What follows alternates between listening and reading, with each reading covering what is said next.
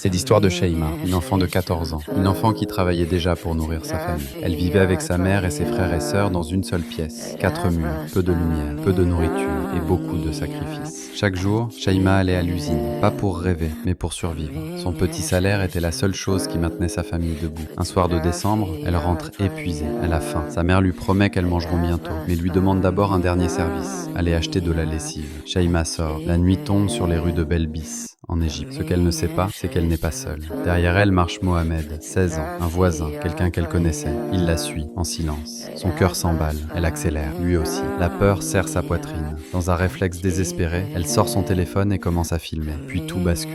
Il se jette sur elle, des coups, de la violence. Il la traîne dans un coin sombre, loin de tout. Et là, Shaima vit l'horreur. Mais le pire n'est pas encore arrivé. Pour effacer son crime, pour qu'elle ne puisse jamais le reconnaître, pour la réduire au silence, il tente de lui arracher les yeux. Ses doigts cherchent à lui voler la vue, à lui enlever toute chance de parler, toute chance de se souvenir. Mais Shaima se bat, elle crie, ses cris percent la nuit. Des passants arrivent, l'agresseur fuit, il sera arrêté plus tard. Aujourd'hui, Shaima tente de se reconstruire. Son corps est marqué, son âme profondément blessée. Lui dit avoir perdu la raison, sa famille réclame justice, la peine maximale. Cette histoire n'est pas qu'un fait divers, c'est le rappel brutal que même les enfants ne sont pas en sécurité. Mais c'est aussi l'histoire d'une enfant qu'on a voulu faire taire et qui respire encore.